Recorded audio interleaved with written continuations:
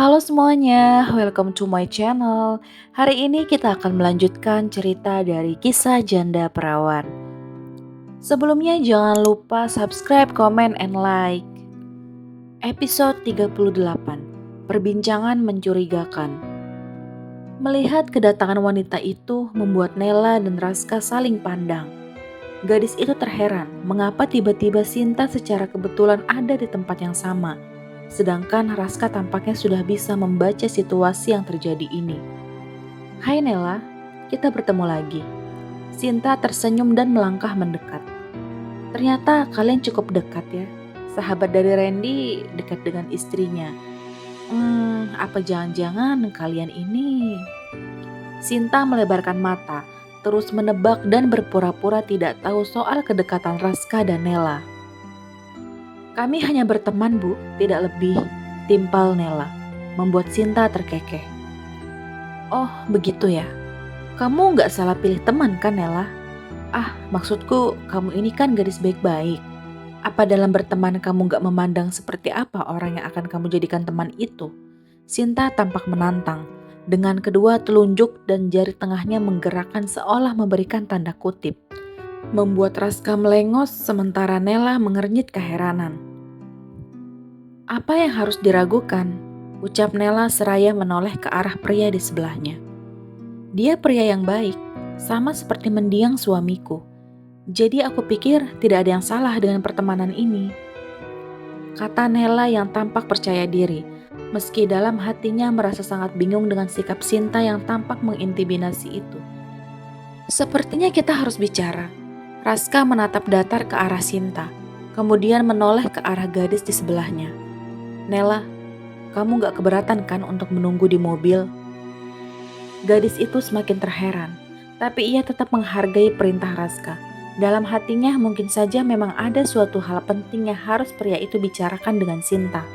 Mengingat mereka adalah rekan bisnis seperti yang baru Nela ketahui hari itu. Oh, oke, aku tunggu di sana. Nela langsung bergegas menuju mobil Raska yang terparkir beberapa meter dari tempat ia berdiri saat ini. Sinta menyeringai sinis dan berkata, "Nurut ya dia kalau sama kamu. Sedekat itukah kalian?" Raska memasang wajah bengis saat memastikan gadis itu sudah memasuki mobil. "Langsung saja, apa tujuanmu?" Sinta terkekeh dan menjawab, "Wah, sepertinya kamu sudah paham betul apa tujuanku. Harusnya lebih dari itu pemahamanmu tentang tujuanku datang di tengah-tengah kalian," kata Sinta sambil berpangku tangan. "Terserah, tapi ingat satu hal, kamu tidak akan pernah mendapatkan dia," tegas Raska dengan tatapan yang tajam, membuat wanita di hadapannya tergelak. "Sudah aku duga, pasti kamu akan mengatakan hal itu, Raska. Tapi aku hargai saja rasa percaya dirimu yang sangat besar itu." Sinta tersenyum tipis. "Tapi akan aku pastikan, kalau kamu menghalangi langkahku, maka langkahmu untuk bisa bersama dengan gadis itu pun akan aku hancurkan," tegas Sinta dengan mantap. Sementara Raska tercekat, kemudian memandang lekat-lekat wanita licik di hadapannya itu. "Apapun yang kamu pikirkan tentang kami, aku tidak takut. Lakukan saja apa yang mau kamu lakukan, tapi jangan pernah bermimpi untuk mendapatkan gadis itu. Karena aku tidak akan tinggal diam," tandas Raska.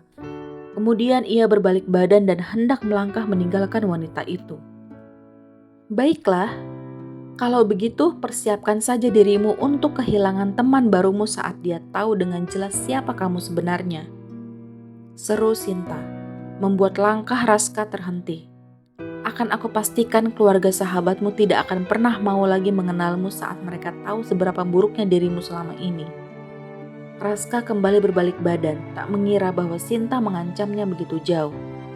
"Oh, jadi ini rencanamu?" kata Raska. Sinta terkekeh dan menaikkan sebelah alisnya. "Bagaimana? Sudahkah kamu paham sampai sini?" Raska menelan ludah dengan berat, tercekat dan juga kembali gusar. Rupanya wanita di hadapannya ini benar-benar sangat cerdik dan licik. Tentu saja ia langsung bisa memahami arah keinginan wanita itu. Sementara di dalam mobil, Nela merasakan gelisah yang sangat mengganggu hatinya. Ia memandang lekat ke arah Raska dan Sinta yang tampak begitu serius berbincang-bincang. Bahkan ia cukup pintar untuk bisa menilai bahwa perbincangan antara Raska dan wanita itu terlihat sangat menegangkan. Seperti bukan tentang membahas masalah bisnis biasa. Ada apa sama mereka? Kelihatannya itu serius. Raska juga kayaknya tegang banget. Bahas apa ya kira-kira? Nela terus bergumam, benaknya terus bertanya-tanya. Ia pun tak sengaja menilik ke arah mobil Sinta yang di dalamnya tampak ada 2 orang pria berjas tengah memperhatikannya. Nela cepat-cepat memalingkan wajah ke arah lain, mencoba untuk tetap tenang. Tatapan para pria itu sangatlah nyalang, membuat ia semakin tak nyaman. Ia merasa sangat cemas akan situasi yang dihadapinya ini. "Aku tidak akan melakukan itu," tegas Raska sekali lagi pada Sinta. "Kalau begitu, kamu siap dengan konsekuensinya," seru Sinta. "Sejauh ini aku sangat mempercayai kinerjamu, Raska. Selama ini kamu partner bisnis yang paling hebat dan dapat dipercaya. Tapi biar aku pertegas, kesepakatanku dengan Mr. Jordan adalah bisnis yang paling besar dengan keuntungan yang sangat menggiurkan juga. Berkali-kali lipat dari yang biasa kamu dapatkan. Sayang sekali jika kamu menolaknya," kata Sinta dengan tatapan sinis. Raska menyeringai dan membalas, "Kenapa harus aku? Bukankah bekerja sama dengan seorang seperti Adia itu sudah cukup untukmu?" "Aku lebih percaya padamu, Raska," kata Sinta membuat Raska terkekeh. "Kenapa? Apa dia takut? Oh, atau kalian memang sengaja sedang mengumpanku saja?" Raska tampak berani, sementara Sinta membuang napas perlahan. "Tidak juga. Soal Adia aku tidak peduli lagi dengannya. Tapi aku memberikan kepercayaan ini sama kamu, Raska. Harusnya untuk orang seperti kamu, tawaranku ini adalah sebuah penghormatan. Potensi keberhasilannya pun sangatlah besar. Sampai sini apa kamu bisa pertimbangkan itu?" Sinta terus mengajak Raska bernegosiasi. "Tidak," Raska menyahut tegas. Sinta langsung menatap tajam ke arah pria itu. "Oke, itu artinya kamu harus bersiap, kartumu akan aku bongkar semua. Aku pastikan gadis itu beserta keluarganya akan sangat menyesal telah mengenal manusia hina sepertimu. Bukan hanya itu, aku pastikan pula sahabatmu pun akan sangat membencimu di alam sana." Sinta tersenyum puas, sedangkan Raska kembali termangu saat mendengar kalimat terakhir yang diutarakan oleh Sinta. "Aku masih berbaik hati sama kamu, jadi aku beri kamu kesempatan untuk memikirkan tawaranku ini sampai besok. Ingat, bukankah dulu kamu selalu mengatakan bahwa kedudukan harta jauh lebih penting dari segalanya? Pikirkan itu baik-baik, Raska." Sinta kemudian mengusap lembut wajah pria itu, tersenyum dingin lalu beranjak meninggalkan Raska yang tampak membisu dengan sejuta kebimbangan dalam benaknya. Wanita itu menoleh sekilas pada gadis cantik yang tampak resah di dalam mobil. Kemudian ia melambaikan tangan dan tersenyum manis padanya. Sementara Nela hanya bisa membalas dengan anggukan kepala dan senyuman yang getir. Perasaannya semakin tak karuan saat menoleh ke arah Raska yang masih berdiri terpaku di tempat yang sama. Saat mobil Sinta tak lagi terlihat dan pria itu masih mematung, Nela cepat-cepat keluar dari mobil dan menghampiri Raska. "Apa semuanya baik-baik aja?" Satu tepukan di bahu berhasil membuat Raska mengerjap dan menoleh ke arah gadis itu. "Iya," Raska terlihat gugup. "Kalian terlihat tegang sekali tadi. Semuanya sungguh baik-baik saja kan, Raska?" Nela masih tampak penasaran, sementara pria itu menarik napas dan tersenyum. "Iya, semua aman kok. Tadi emang ada sedikit perbedaan pendapat aja di bisnis kami." Raska tersenyum, berharap gadis itu dapat percaya padanya. "Masih mau jalan-jalan atau mau pulang?" tanya Raska. "Kita pulang aja, udah sore juga," kata Nela. Kemudian mereka bergegas memasuki mobil dan meninggalkan tempat itu. Selama dalam perjalanan, mereka tidak banyak bicara. Keduanya tampak sibuk dengan pikirannya masing-masing. Raska dengan benaknya tentang ancaman Sinta, sementara Nela dengan beribu pertanyaan mengenai apa dan seperti apa urusan antara Raska dan Sinta. Karena hati kecilnya merasa memang tidak ada yang beres dari pertemuan itu. Semua terlihat mencurigakan. Hati gadis itu dapat terbilang cukup sensitif dalam membaca situasi. Tebakannya terkadang tak meleset. Waktu sudah menunjukkan pukul 8 malam. Nela masih termenung dan gelisah di kamarnya.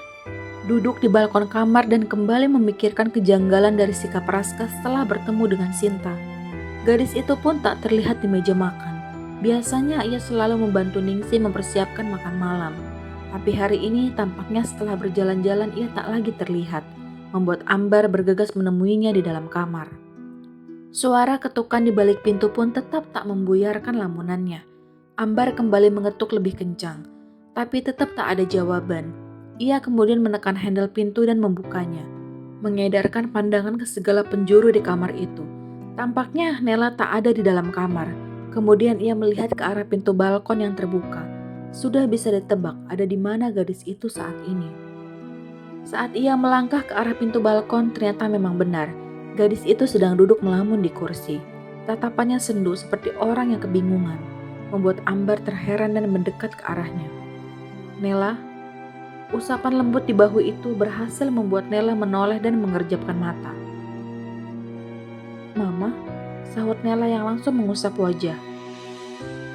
"Ada apa? Tidak biasanya kamu melamun malam-malam di tempat ini," tanya Ambar, yang tampaknya ia pun merasa aneh dengan sikap menantunya. Nela menghela napas, kemudian kembali bersandar di kursi. "Mama merasa ada yang aneh gak sih sama Bu Sinta?" Nela dengan tiba-tiba meluapkan sedikit kegundahan dalam hatinya, membuat mertuanya itu berpikir sejenak. Ambar duduk di sebelah Nela, menatap dalam wajah gadis itu yang masih terlihat gusar. "Memangnya apa yang kamu rasakan tentang Bu Sinta?" tanya Ambar, membuat Nela kembali teringat saat-saat pertama kali ia bertemu dengan wanita itu hingga terakhir saat sore tadi. "Aku ngerasa ada yang aneh sama dia. Secara tiba-tiba dia datang nemuin kita. Dengan mudahnya menawarkan pekerjaan yang harusnya sangatlah sulit. Tapi dengan mudah bisa aku dapatkan," katanya. "Tapi tiba-tiba juga dia datang ke rumah ini. Alasannya juga menurutku gak jelas." Nela menarik napas sejenak kemudian melanjutkan. "Dan terakhir waktu di pantai tadi, dia tiba-tiba datang nyamperin aku sama Raska. Cara bicaranya juga aneh menurutku. Terus Raska minta bicara berdua sama dia. Entahlah, aku gak tahu apa yang mereka bicarakan. Tapi aku ngerasa ada yang gak beres sama mereka. Karena setelah pertemuan itu, Raska tiba-tiba aja jadi lebih banyak diam." Nela teringat kejadian sejak tadi. "Apakah jika ada masalah dalam berbisnis bisa sampai setegang itu, Ma?" tanya Nela. Ambar bergeming, kemudian menjawab, "Bisa jadi, tapi mungkin masalah mereka berbeda. Sepertinya aku mau menolak saja tawaran Bu Sinta. Aku tiba-tiba takut dan gelisah banget." Nela menarik napas dalam. Rasanya keputusan saat ini sudah tepat untuknya. Ambar hanya menyimak dengan serius setiap paparan cerita Nela. Ia pun memang merasakan keanehan dari sikap rekan barunya itu. Kemudian perlahan ia mengingat-ingat dengan detail. Rasanya wajah Sinta memang tidak asing untuknya. Sinta, wanita itu kayaknya Mama juga sedikit familiar sama dia. Tapi lupa pernah ngelihat dia kapan dan di mana. Dari cerita kamu juga Mama jadi menilai sepertinya emang ada yang aneh sama mereka. Ambar menghela napas. Kemudian Nela masih terlihat berpikir. Keduanya sama-sama bikin banyak pertanyaan. Menurut Mama, buat apa sih mereka punya anak buah atau semacam bodyguard gitu? Raska juga sampai nyuruh anak buahnya jagain kita segala. Padahal sejauh ini kan kita baik-baik aja. Gak kelihatan ada yang aneh-aneh juga. Mendengar ucapan Nela, Ambar terdiam dan tampaknya mulai mengerti sesuatu. Itu dia. Mungkin aja itu yang bikin Raska datang ke tempat ini tadi pagi. Maksud Mama gimana? Nela terheran. Ambar melebarkan mata dan menoleh ke arah gadis itu. Nela, kamu memang dalam situasi tidak baik-baik saja. Itulah yang membuat Raska bersikap aneh di mata kamu. Dia pasti tahu sesuatu, seru Ambar yang langsung berdiri dan hendak beranjak. Tetapi Nela langsung meraih tangannya. Ma, ada apa? Apa Mama juga tahu sesuatu? Nela menyelidik menatap Ambar. Meskipun benar begitu, Ambar tak ingin membuat gadis itu turut mencemaskan keadaannya. Ia berusaha untuk bersikap tenang di hadapan Nela. Mama belum bisa bicara terlalu jauh soal ini, Nela. Mama harus cari tahu lebih dalam tentang ini. Kamu gak usah khawatir. Pokoknya dimanapun kamu berada, harus tetap waspada dan jangan pernah lengah. Ambar kemudian melangkah, meninggalkan gadis itu yang tampak tercengang. Satu lagi, kamu jangan mudah percaya sama siapa-siapa, terutama sama orang yang gak kita kenal dengan baik. Seru Ambar seraya berbalik badan. Kemudian ia kembali beranjak dari kamar itu. Sedangkan Nela semakin dibuat gusar oleh situasi ini. Ia kemudian semakin yakin kalau seseorang yang menjadi perbincangannya malam ini bukanlah orang yang baik untuknya. Sementara itu, sesampainya di kamar, Ambar tergesa-gesa meraih ponselnya di nakas dan segera mencari kontak seseorang. Setelah ditemukan, kemudian ia langsung menghubungi nomor tersebut. Tak lama kemudian, sambungan teleponnya pun mulai terhubung. Terdengar suara seorang pria di balik telepon Ambar. "Halo," sahut seorang pria. "Alex, aku mau bertemu sama kamu." Ambar tampak gugup. "Ada apa? Tumben sekali." Pria di seberang panggilan itu terheran. "Ini penting, karena aku rasa ada penyusup memasuki lingkungan keluargaku." Ambar memberanikan diri meski sangat gugup. Ia terus memohon pada pria yang dihubunginya untuk dapat bertemu dengannya. "Tapi aku sedang berada di London. Apa bisa kita atur pertemuan ini pekan depan?" tanya pria yang bernama Alex itu. "Ini darurat, Lex. Besok kita harus bertemu," kata Ambar, membuat pria itu tercengang. "Tapi bagaimana bisa? Aku tidak bisa mendadak menemuimu di Indonesia," balas Alex. "Aku yang akan menemuimu di sana. Aku berangkat besok," jelas Ambar. Ia kemudian mengakhiri sambungan teleponnya sepihak, membuat pria itu semakin terheran dibuatnya. Ambar memang tidak main-main. Cepat-cepat ia meminta bantuan rekannya yang bekerja di bagian penerbangan untuk membuatkan jadwal keberangkatannya ke London esok hari. Tidak membutuhkan waktu lama. Tiket beserta paspor pun sudah beres ia dapatkan.